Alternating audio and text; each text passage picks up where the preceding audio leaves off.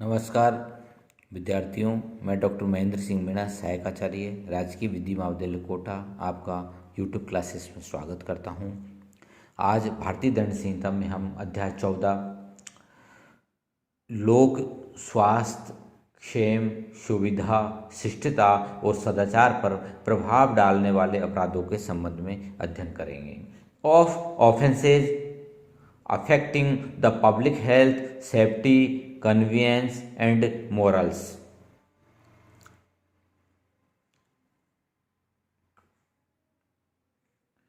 शिष्टता, सदाचार और नैतिकता आदर्श जीवन के मुख्य लक्षण माने गए हैं।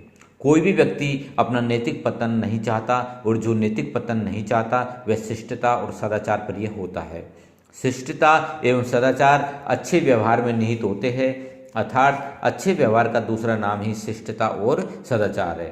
एक दूसरे के साथ अभद्र शब्दों का प्रयोग नहीं किया जाए, अश्लीलतापूर्ण व्यवहार नहीं किया जाए, ऐसा कोई कार्य नहीं किया जाए जिससे नैतिकता का पतन हो अथवा स्वास्थ्य, क्षेम एवं सुविधा पर प्रतिकूल प्रभाव नहीं पड़े।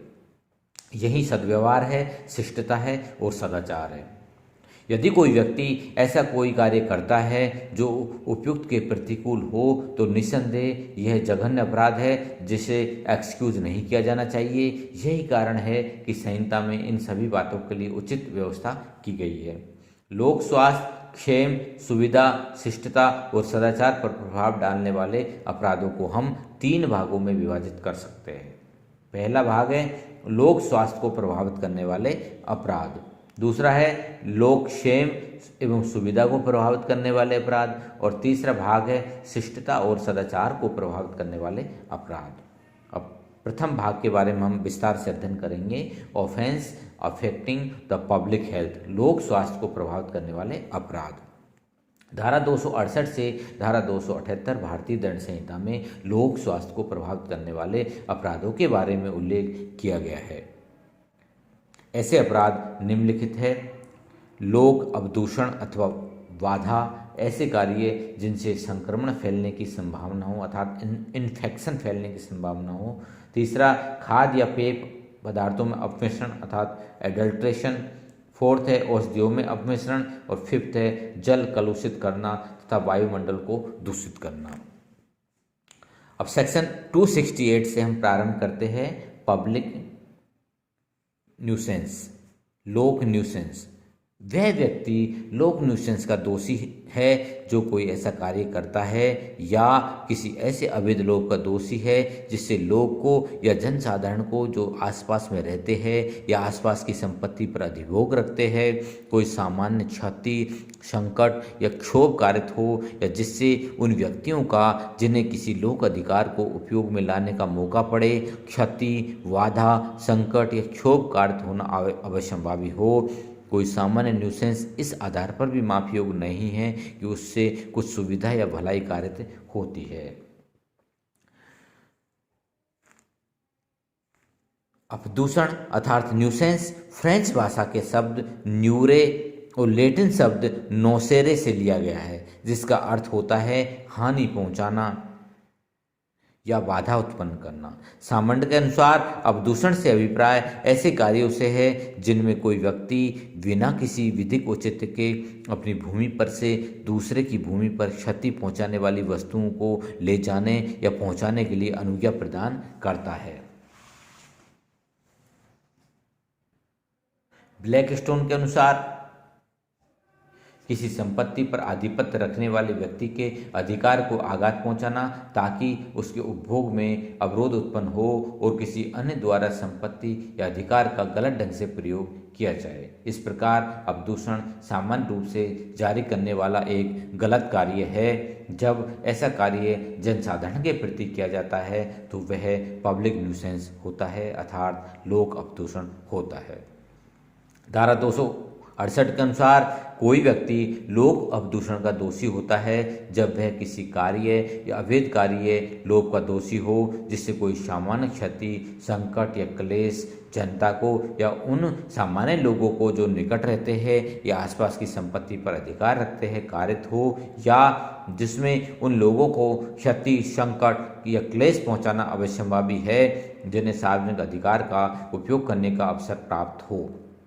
इस प्रकार वे कार्य जो जनसाधारण के स्वास्थ्य, सुविधा, सुख में गंभीर अवरोध पैदा करते हैं और लोक सदाचार को दूषित करते हैं हमेशा लोक अपदूषण समझे जाते हैं। किसी सार्वजनिक मार्ग पर भारी पत्थरों का ढेर लगाना, आवासीय मकानों के पास रात्रि में मुद्रणालय चलाना या जुआ खेला जाना या गायों या अन्य पशुओं के वध आदि के कार्य सार्वजनिक या लोक अपदूषण माने जाते हैं।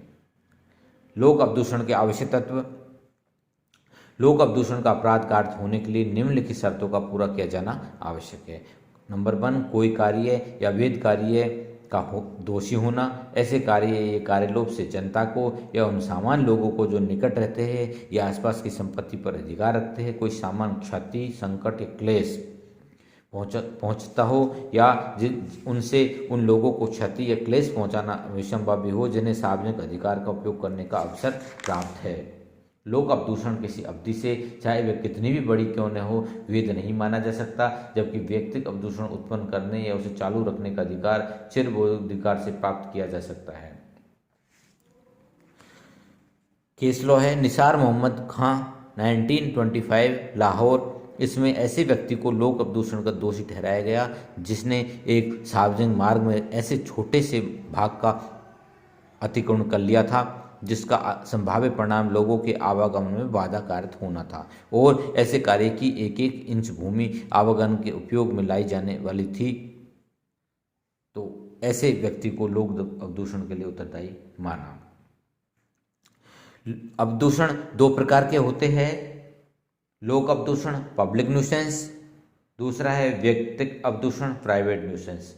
व्यक्तिगत अपदूषण से अभिप्राय किसी व्यक्ति द्वारा अपनी निजी संपत्ति का इस प्रकार अनधिकृत रूप से उपयोग करना है जिससे कि दूसरों की संपत्ति को क्षति पहुंचती हो या दूसरे व्यक्ति की संपत्ति में सामाजिक अधिकारों में अनाधिकृत रूप से हस्तक्षेप करना जिससे कि उसकी कोई क्षति पहुंचती हो, हवा एवं प्रकाश को दूषित करना, जहरीली गैस फैलाना, रात दिन रेडियो, पियानो या ग्रामोफोन बजाना आदि व्यक्तिगत अपदूषण के अंतर्गत माने जाते हैं। व्यक्तिगत अपदूषण को दूर किए जाने के लिए न्यायालय में इंजेक्शन अर्थात व्यादेश की मांग की जा सकती है।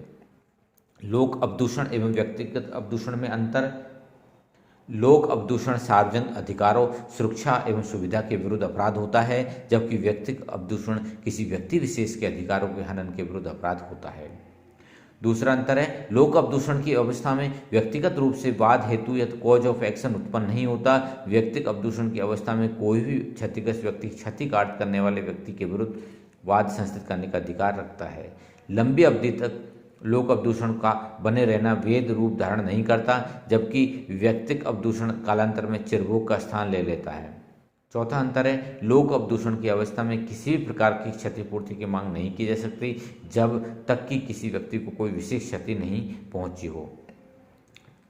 व्यक्तिगत अपदूषण में क्षतिग्रस्त व्यक्ति क्षति काट करने वाले व्यक्ति के विरुद्ध क्षतिपूर्ति की मांग कर सकता है। धन्यवाद।